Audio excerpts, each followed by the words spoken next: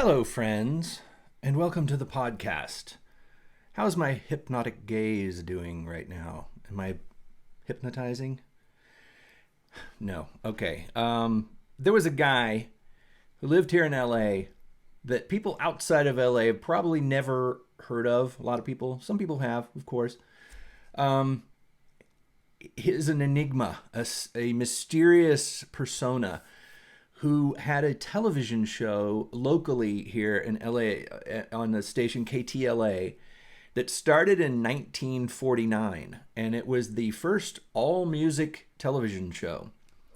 And the guy's name was Korla Pandit, and he was that guy. The He played piano and organ. He played like the Hammond organ and a Steinway piano, in a style that was very popular at the time. I mean, he wasn't as flashy as someone like Liberace, but it was sort of a pop style with a and he had this persona. Now, one thing I'm not going to do, I don't want to talk about the guy because there's so much. You can go on the internet, of course, and look up Korla Pandit, find out his story. He was inhabiting a persona as this character, as Korla Pandit, and he decided to sort of stay in character, which is cool, cool for him.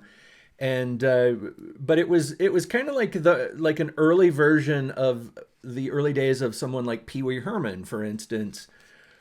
And Robin Williams did that too early in his career, where he played a Russian comedian, and Andy Kaufman, people like that sort of stayed in character, and I think he stayed in character. So I don't really want to talk about his other his real persona or whatever, because this is the character that he put out into the world on his albums and on his TV show.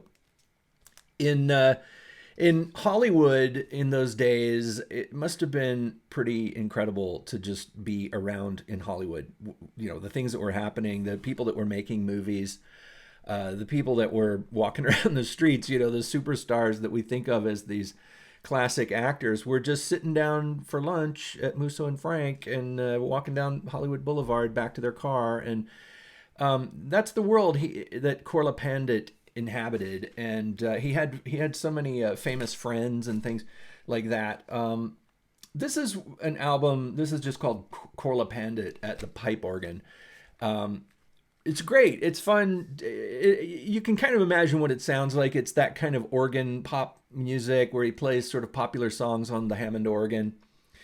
But another album that I have of his that I really listen to every so often is Music of Hollywood. Music of Hollywood. Korla Pandit on the mighty pipe organ. This album has music from movies, which is really interesting because I don't know if people were doing that yet, where they were doing compilation albums where they were playing music from movies, from movie soundtracks. Somewhere Over the Rainbow is on here, As Time Goes By, from Casablanca, and Laura, Exodus, Around the World in 80 Days, Love is a Many Splendored Thing, Houseboat. And one cool thing about this album I have to show you. It is on red vinyl. Pretty fantastic. But Korla Pandit, interesting person to read about. I think there's maybe documentaries about him. He showed up in the movie Ed Wood, which was made in 1994. And sadly, Korla Pandit passed away in 1998. But in 1994, he actually, Tim Burton got him in the movie, the Ed Wood movie, and he plays the organ and he plays himself in the movie. And he would have been around that time that the film took place, and he probably would have been friends with those people, and which is kind of fascinating because his style, it sounds like an Ed Wood movie, and I don't mean that as an insult, But the kind of needle drop music that Ed Wood used in his movies was sometimes that kind of organ music, which became sort of scary sounding. People associate that pipe organ with scariness, I think, because of the Haunted Mansion in Disneyland or some other, scary movies.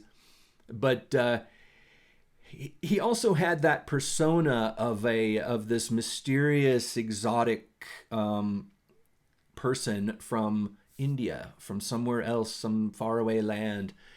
And during his TV show that he had, he did. They say he did like 900 episodes of that. I think it aired every day, and it would just be him playing, and he would just look into the camera. You can find him on YouTube, and he just looks into the camera in this kind of like he's really trying to read your mind through the television tube, and he plays and never spoke. He never spoke on the show. It was just music, and he would do these things that were really interesting too. He would do like a rhythm part with one hand, like almost like a drum machine, where he was playing on the organ. There's a way you can play it that it can sound kind of percussive, like that kind of like really brief notes, like really short pizzicato kind of notes on the organ.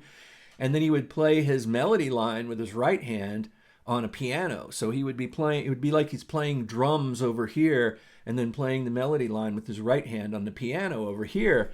And really fun to watch, and quite good. I mean, he was quite good and could play a zillion songs. I mean, he did 900 episodes of the show. It's not like he's playing the same five popular favorites over and over. He knew a lot of songs, and just a fascinating character. Very, very much old Hollywood. When you look at his old videos and you think about the history of Hollywood, if you've read as many books as I have about the history of movies and Hollywood itself as a town and an industry, those days were really interesting to me, really fascinating and fun to read about. In some ways, very different from nowadays, but I do work in the entertainment industry, and I kind of feel like things have not changed all that much. Styles change, of course. Music styles change. But there are people like Korla Pandit that are still kind of around in a way, sort of old school music. Unfortunately, they are not around anymore, but there was Marty and Elaine, which was a couple, a musician couple who played at this place called the Dresden Room in Hollywood that I've probably seen them 1,000 times. My friends and I used to go there so much that they knew our names, and they were fantastic. They would play the popular songs in this sort of old-fashioned, sort of Vegas-y style with the glittery clothes and the hairstyles. And they weren't doing it to be ironic, and they weren't doing it as a retro thing. That was who they are, who they were, And those days, sadly, are disappearing. There really aren't people like that as much anymore. And if there are, they were kind of inspired by Marty and Elaine, and they're kind of versions, inspired by the next generation. But Marty and Elaine were actually of that time, and Korla Pandit was of that time, and I just find that fascinating, that style of music, that time in history in Hollywood. But that's all I'm going to say about Korla Pandit. Look him up if you want to know the whole backstory and the real name and all that kind of stuff.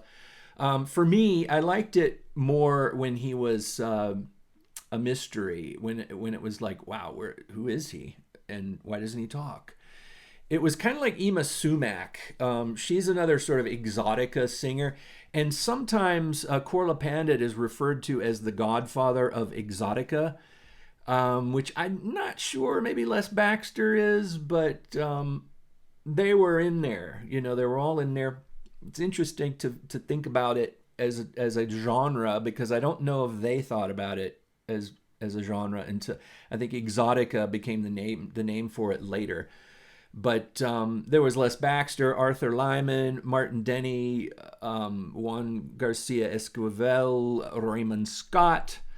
Even Raymond Scott, maybe not exotica, but kind of had the hints of that type of music. Records were coming out that were experimenting with stereo and effects, sound effects, and music that had sort of a sound effect kind of a vibe to it. And I think that's what that Hollywood, Music of Hollywood record doesn't have sound effects, but I think people played it as a kind of a novelty record because you'd put it on and your friends would say, "Hey, that's the music from Exodus or Laura," and it was movie music, which is at the time I think was probably pretty interesting, unique, and fun. But that's maybe that's now all I'm going to say about Korla Pandit. Fascinating guy, fascinating career, a cool looking dude with his wardrobe, his turban, and his jewel. He just exuded that kind of Hollywood artifice, I guess it is. Whether or not he was the real thing or not, it didn't matter. It doesn't matter in Hollywood. Nobody is real in Hollywood. And anyway, I think that's what he represents to me, is the sort of the persona that people can put on themselves and go out, and that's maybe how they face the world. But regardless, I really like Korla Pandit. I like finding new stuff by him. I always look for, anytime I go to record stores, I always look for him in there, see if there's any vinyl or anything. But yeah, check him out. Take a look on YouTube. There's some fun videos on YouTube. Interesting person. Take a listen. And thanks for joining me, and I will talk to you again real soon.